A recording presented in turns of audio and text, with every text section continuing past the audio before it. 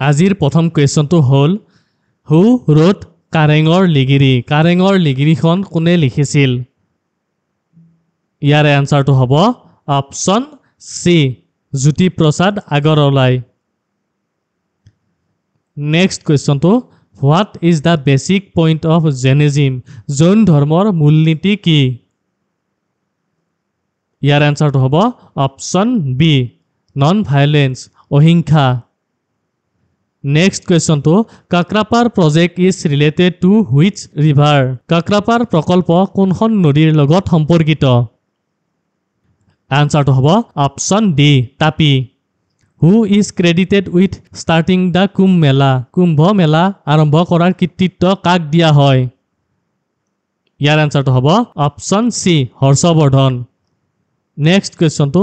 who translated the drama Shakuntala from Sanskrit to Assamese সংস্কৃতৰ পৰা শকুন্তলা নাটকখন কোনে অসমীয়ালৈ অনুবাদ কৰিছিল ইয়াৰ আনসাৰটো হ'ব option B Lambodar Bora next কুৱেশ্যনটো what is the freezing point of fresh water সতেজ পানীৰ হিমাংক বিন্দু কি হয় আনসাৰটো হ'ব option A 0 degree Celsius next কুৱেশ্যনটো who among the following compose the Gayatri Mantra নিম্নলিখিত কোনে গায়ত্ৰী মন্ত্ৰ ৰচনা কৰিছিল ইয়াৰ আনসাৰটো হ'ব অপচন বি বিশ্বমিত্ৰ নেক্সট কুৱেশ্যনটো শিৱদৌল কোন ৰাণীয়ে নিৰ্মাণ কৰিছিল Shivadol was constructed by which queen আনসাৰটো হ'ব option B Ambika Kunwari next কুৱেশ্যনটো which of the following river is known as Dakshin Ganga নিম্নলিখিত কোনখন নদীক দক্ষিণ গংগা বুলি কোৱা হয় আনসাৰটো হ'ব অপচন এ গোদাবৰী নেক্সট কুৱেশ্যনটো which among the following river is known as Tsangpo নিম্নলিখিত কোনখন নদীক চাংপো বুলি কোৱা হয় আনসাৰটো হ'ব অপচন ডি ব্ৰহ্মপুত্ৰ নেক্সট কুৱেশ্যনটো what is called peace garden of North East উত্তৰ পূবৰ শান্তি উদ্যান বুলি কোনখন ৰাজ্যক কোৱা হয় আনসাৰটো হ'ব অপচন এ মিজোৰাম নেক্সট কুৱেশ্যনটো in which district of Assam the ফৰ্টাল নৃত্য ডেন্স ৱাজ ডেভেলপ অসমৰ কোনখন জিলাত ফৰ্টাল নৃত্য বিকশিত হৈছিল আনসাৰটো হ'ব অপচন চি বৰপেটা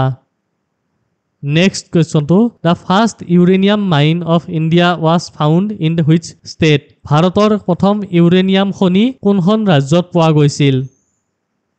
আনসাৰটো হ'ব অপচন চি ঝাৰখণ্ড নেক্সট কুৱেশ্যনটো the National Human Rights Commission is form in the ইয়াৰ ৰাষ্ট্ৰীয় মানৱ অধিকাৰ আয়োগ কেতিয়া গঠন কৰা হয় আনসাৰটো হ'ব অপচন চি 1993 1993 চনত which among the following king is also' known as wiseful king নিম্নলিখিত কোনজন ৰজাক জ্ঞানী মূৰ্খ ৰজা বুলিও কোৱা হয় আনসাৰটো হ'ব option B Muhammad bin Tughlaq next কুৱেশ্যনটো in how many fields are the Nobel Prize awarded Nobel বঁটা কিমানটা ক্ষেত্ৰত প্ৰদান কৰা হয় আনসাৰটো হ'ব অপচন চি 6টা নেক্সট কুৱেশ্যনটো Saina Nehwal is related to which sport Saina Nehwal কোনটো খেলৰ সৈতে সম্পৰ্কিত ইয়াৰে উত্তৰটো হ'ব option A badminton in our bones this is found আমাৰ হাড়ত ডেছ পোৱা যায় কি পোৱা যায় আনসাৰটো হ'ব option D calcium where does the absorption of digested food take place হজম হোৱাৰ খাদ্যৰ শোষণ ক'ত হয় ইয়াৰ আনসাৰটো হ'ব অপচন এ ক্ষুদ্ৰান্ত স্মল ইণ্টেষ্টাইন নেক্সট কুৱেশ্যনটো how many types of amino acid are found in the human body মানৱ শৰীৰত কিমান প্ৰকাৰৰ এমিনো এচিড পোৱা যায় ইয়াৰ আনসাৰটো হ'ব অপচন চি 20 নেক্সট কুৱেশ্যনটো who is called father of modern medicine কাক আধুনিক ঔষধৰ পিতৃ বুলি কোৱা হয় ইয়াৰ উত্তৰটো হ'ব অপচন এ হিপোক্ৰেটছ